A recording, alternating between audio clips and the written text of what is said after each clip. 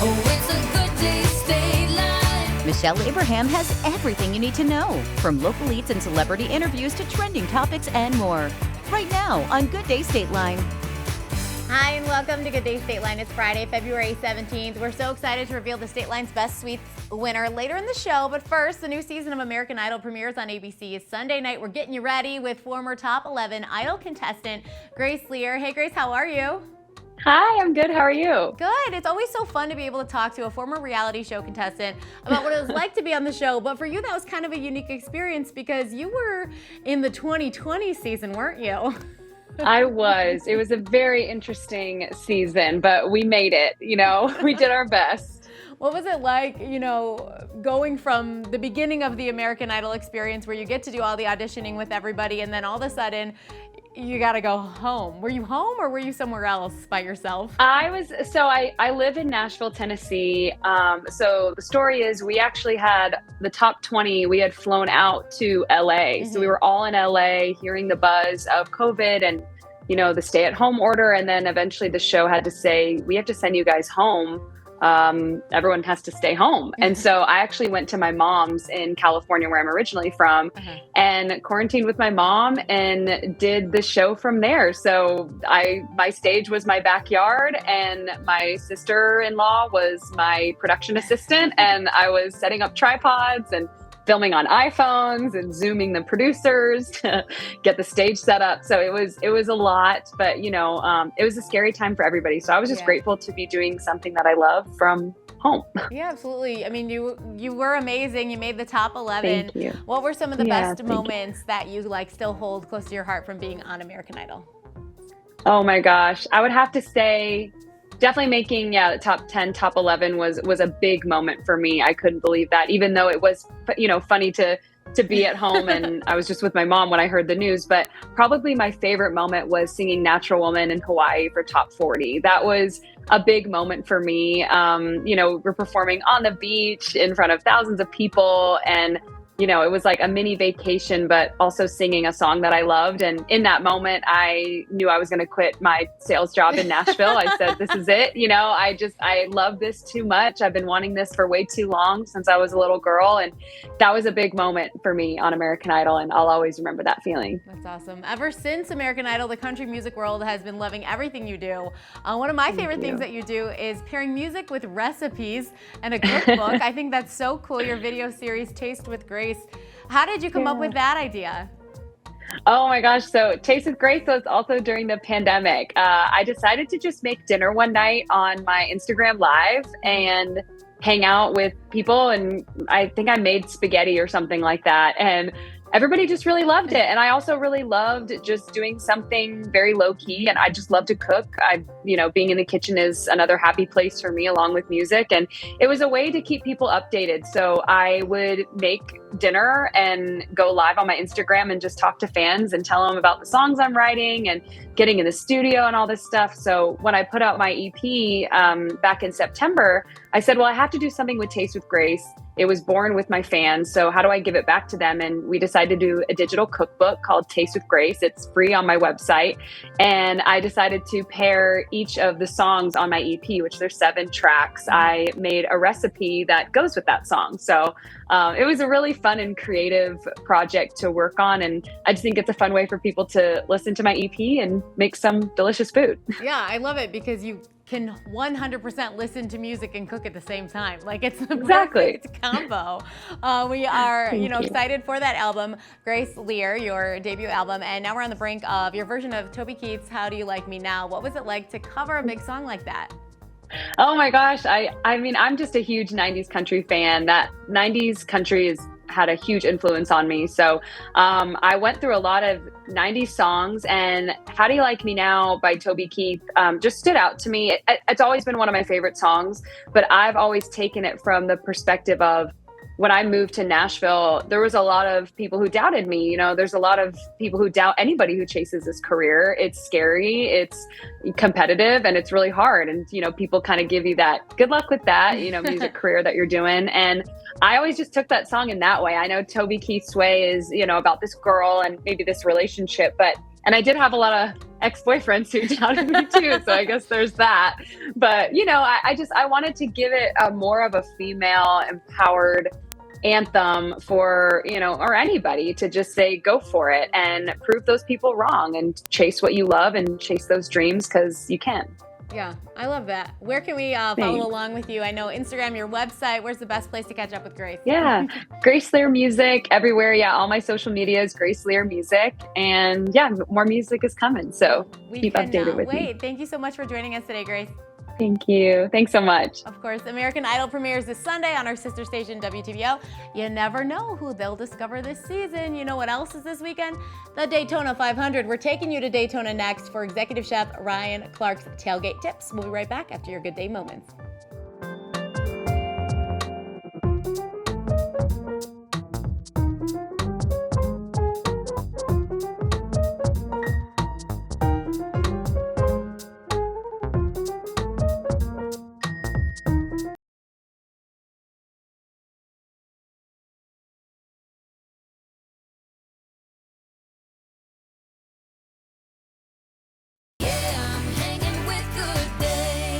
Daytona 500 is this Sunday here on Fox 39, and that means this Saturday is the 42nd season opening race for the NASCAR Xfinity Series.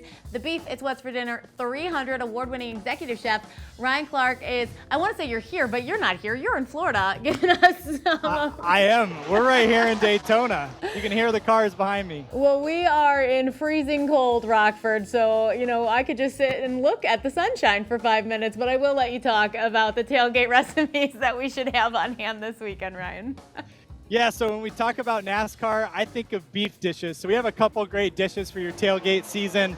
This is a beef, beer, and cheese dip. This is featuring ground beef, super delicious, perfect for tailgate. You can have different dippers. I've got some tortilla chips. French fries are really good in there, and then some spicy jalapenos. And then a slider. Slider buns are perfect for tailgate because you can pick them up and carry them around. This is made with beef short rib. It's one of my favorite cuts. It cooks low and slow, but gets super tender. We braise this, so we sear off the short rib, and we cook it low and slow with barbecue sauce and beef stock for about 3 hours. And what happens, it gets real flavorful and falls apart until it's tender. Makes a perfect slider. What do you have on top of the beef on that slider? Ooh, these are all the good parts. A little bit of pickles. You can do spicy pickles or bread and butter if you like sweet. And then these are crispy onions to give it a little bit of texture and some crunch. I bet it's pretty exciting to, be brought out to this event to make some food for the Beef It's What's for Dinner 300. Tell us a little bit about the race. Yeah, we're just super excited to be here. We've got the cars going around. It's a fan day, so some of the fans are going around. Big race is on Saturday, the Beef It's What's for Dinner 300. And we're excited to share the recipes, and we've got some great tailgating tips for you at home as well. How do we make sure that everyone at our tailgate party, is fed without spending a gazillion dollars? I know, right? So, there's different cuts for different budgets. So ground beef is a great value item. You can do a lot of different things with it. You can make burgers with it. But think about substituting different cuts of beef. So short rib, you could easily substitute a chuck roast. And what happens is you're going to get a little bit less expensive, but you're going to get the same flavor. You're going to get the same tenderness if you use that same cooking technique. What's your favorite thing to cook when you actually have some free time and you're just home alone?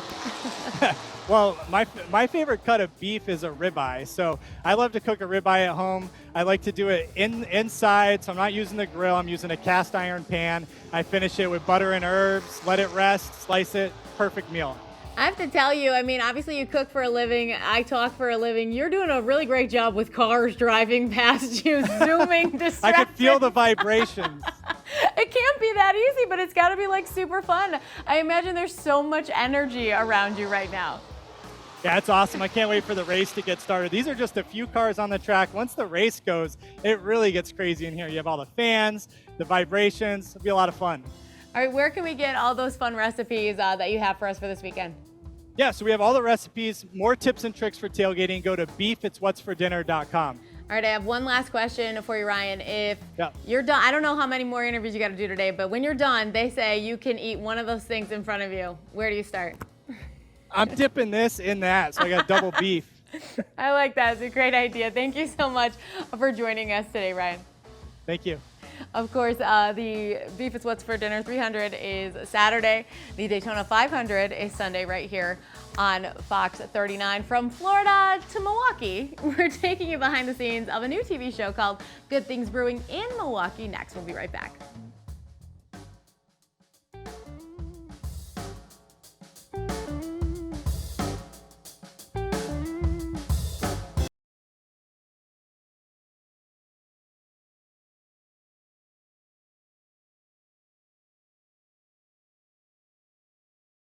Yeah, I'm hanging with Good Day. The entire GDS team loves a trip to Milwaukee, but get this now, we don't even have to get in the car to go there. We can just turn on Good Things Brewing, which premieres tomorrow. Josh is here tonight from Visit Milwaukee to tell us all about it. Hey Josh, how are you? Hey, doing great. Yeah, so tell us a little bit about how, what you do as the Vice President of Marketing and Communications at Visit Milwaukee.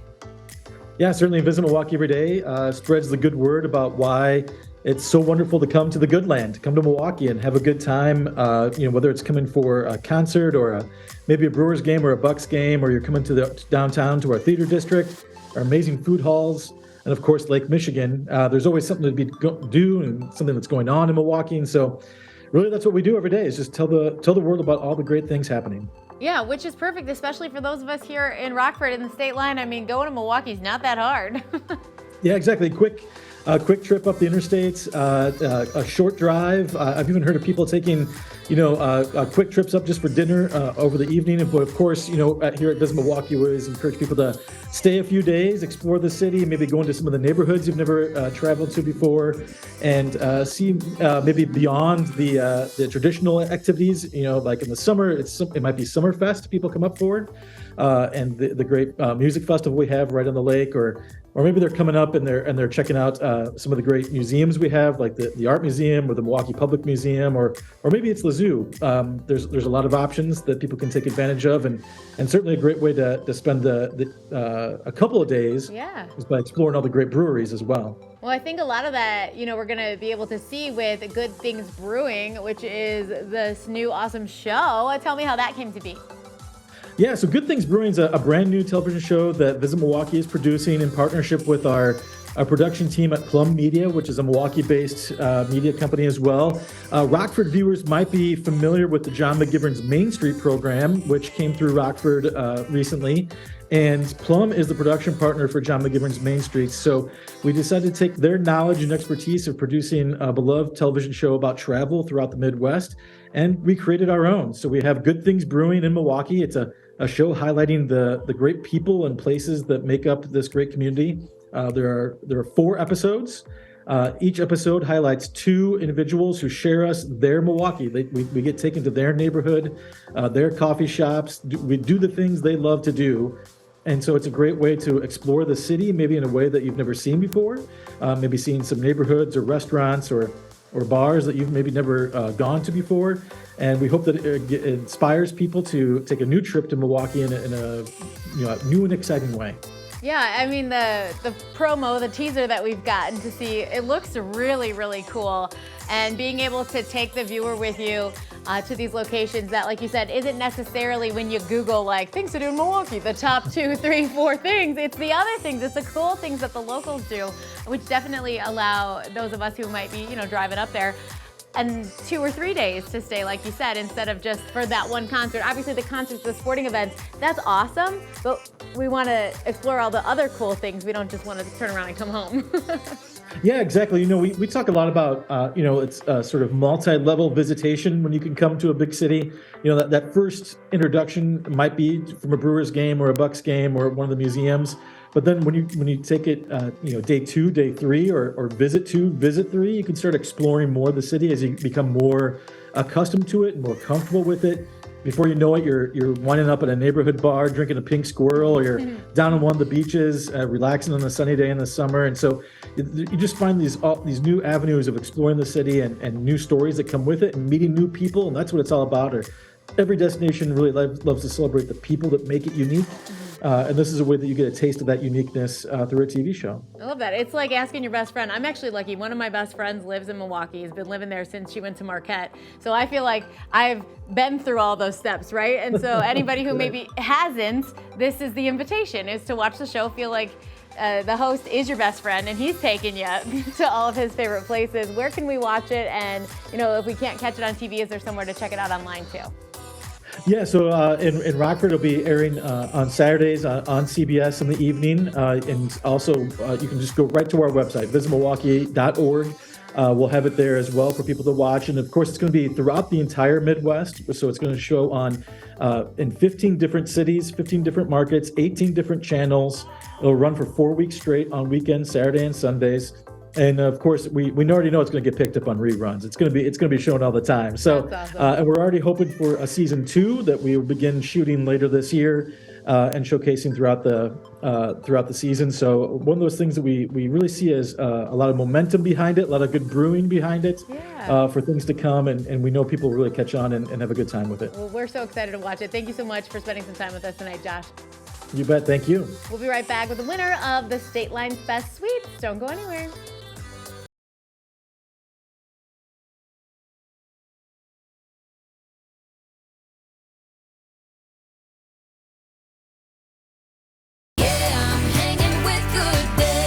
It's Friday, which means it's Air Friday on GDS, but it's not just any old Air Friday. We're frying quesadillas with the winners of the State Line's Best Sweets, Mac Brothers Artisan Cheesecakes. Congratulations. Thank you.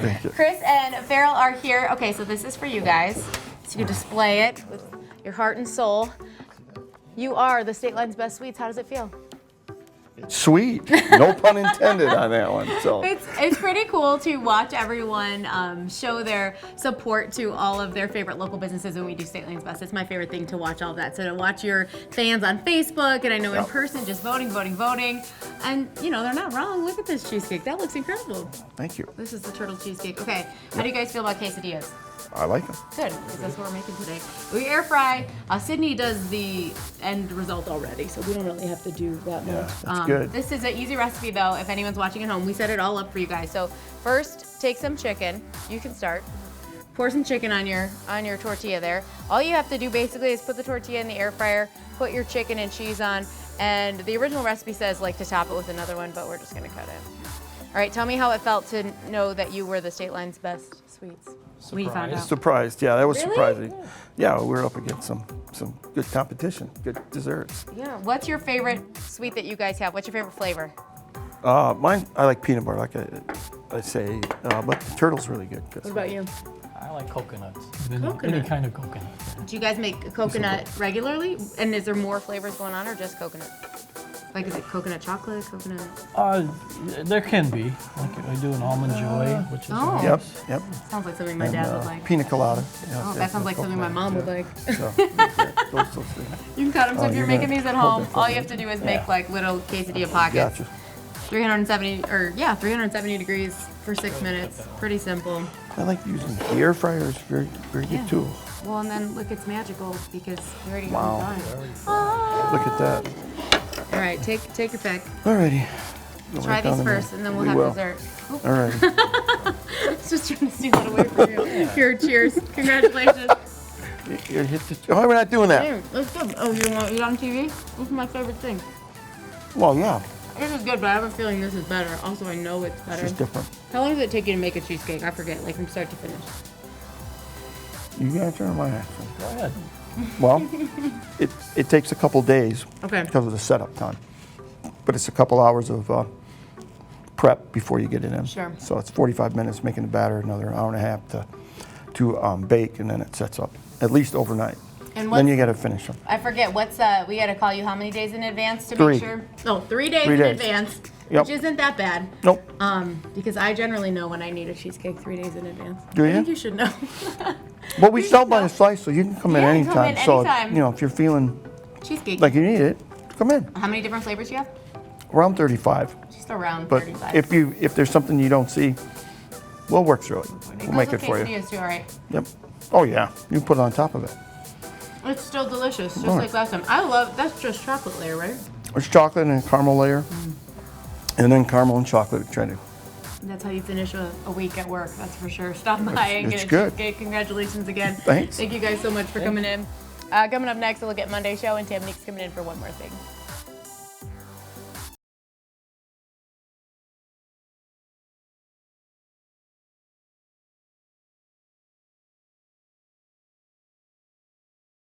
Yeah, I'm hanging with good day. Thanks so much for hanging out with us tonight. One more thing before we go. Taminique, of course, been hanging out every Friday night, telling us some really cool events going on for Black History Month. So we have Janene from Janene's Event Design Studio and Social Café. She's coming in, or not coming in, but she's telling us about the hosting a Health and Wellness Business Expo tomorrow from 2 p.m. to 6 p.m. There'll be plenty of Black-owned businesses that you're able to go and support, along with a few speakers. It's also located at Janene's Business and Convention Center at 730 North Church Street. And then also R&B Ain't Dead is a live karaoke event. I can't wait for this one. It's next Thursday on the 23rd from 6 to 10 at the Collective Event Center. That's so cool. Yes. Karaoke? I'm excited. There's going to be food too. Oh, well, I can't know wait. You're I'm excited going. There's going to be food Yeah, too. you know I like to eat. I just like food. Oh, thank you so much for joining us all this week, and we'll talk to you on Monday night. Bye-bye.